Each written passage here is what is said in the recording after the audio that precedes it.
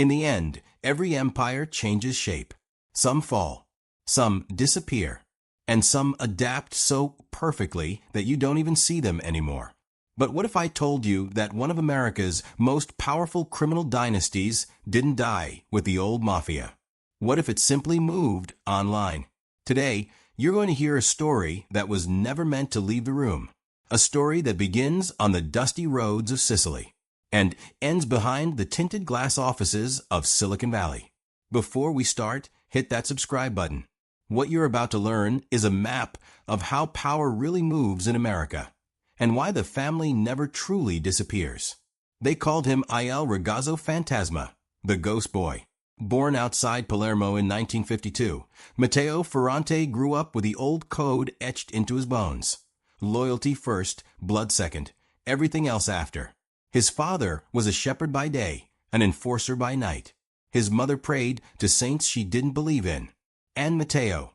He watched men settle disputes with a handshake or a bullet, depending on the weather. When he was 15, a local boss told him the truth that shaped the rest of his life. There are two kinds of power, Matteo. The kind you can hold, and the kind no one sees you holding. While other boys learned to fire shotguns, Matteo learned to listen. He wasn't the strongest, or the quickest, or the loudest. But he noticed everything. The pauses, the glances, the lies men told without moving their lips. The family sent him to America at 17, not because they trusted him, but because he was forgettable, unremarkable, a shadow that could slip into places where the older men couldn't. New York swallowed him whole. In 1970, the five families were still gods walking the streets. But gods get sloppy. Matteo didn't. He worked the bookmaking rackets first, then the card rooms, then the money houses where Italian men counted dollars like rosary beads. He said little. He learned much. And most important, he understood early what the others didn't. The world was changing. The streets were getting louder. Cameras were getting smaller. Detectives were getting smarter. But a new world, a strange world of wires and screens, was waking up. Matteo wanted in. In 1983, working under a false name, Matteo enrolled in a computer engineering program at a community college in Queens. He was 30. The professor thought he was too old. The students thought he was too serious. And Matteo thought the whole room was a gold mine waiting to be dug. He learned to code the way his father once taught him to butcher a sheep. Clean, precise, without hesitation. He understood networks the same way he understood the Mafia. Nodes of power, connections of trust, vulnerabilities waiting to be exploited.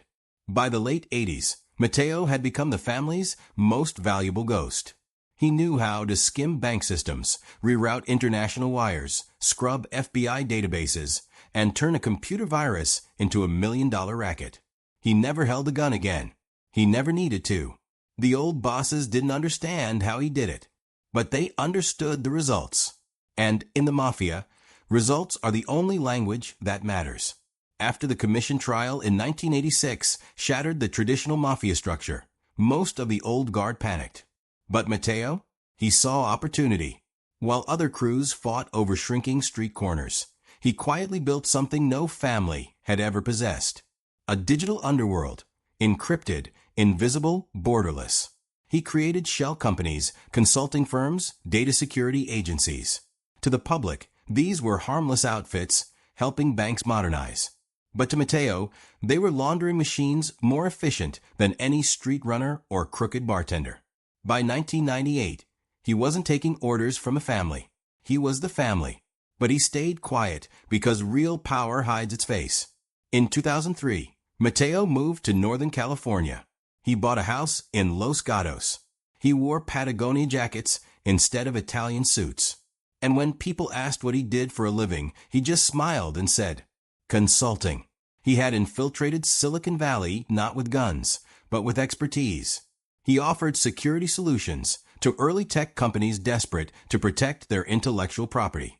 What they didn't know was that Matteo was mirroring their servers, collecting their data, mapping their weaknesses, the same way he once mapped Brooklyn bookmakers and Bronx loan sharks. He became a silent king in a new kingdom. Tech CEOs trusted him more than they trusted their co-founders. Some owed him favors.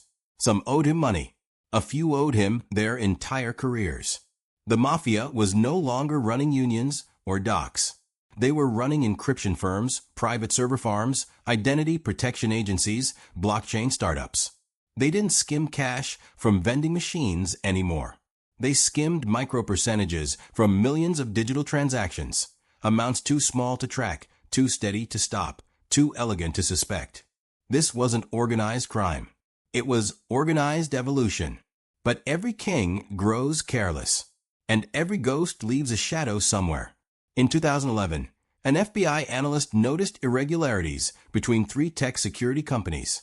All small, all obscure, all profitable in a way that made no mathematical sense. At the center of the pattern, a consultant, Italian, 60. No social media, no interviews, no photographs newer than 1992. Matteo Ferrante. The Bureau opened a secret file, then a task force, then a quiet surveillance operation that stretched from San Jose to Palermo. But Matteo wasn't blind. He felt the eyes tightening around him.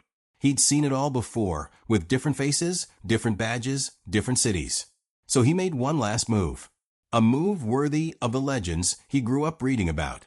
A move that proved the family's greatest weapon wasn't violence, but patience. He disappeared, sold his house overnight, transferred his companies to foreign investors. Vanished like steam off Sicilian stone. Today, some say he returned to Italy. Others say he lives under a new identity in Switzerland. A few whisper that he's still in California, hidden in plain sight. But the truth is simpler and more unsettling. Matteo doesn't matter. The system he built does. Because while the FBI searched airports and train stations, they missed the real story. Matteo trained a new generation. Engineers, hackers, consultants in expensive hoodies, not leather jackets. A new breed of family. One that doesn't need guns or street corners or rusty docks.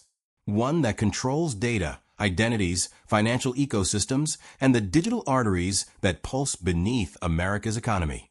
The Mafia didn't die. It evolved.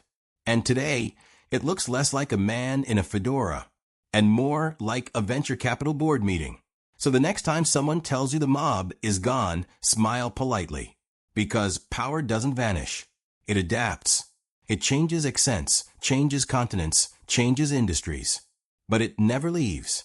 And somewhere in a quiet office, behind a locked door, a man in his 70s is staring at a monitor, watching numbers move like soldiers on a chessboard, and smiling.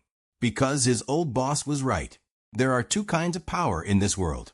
The kind you can hold, and the kind no one sees you holding. And the family?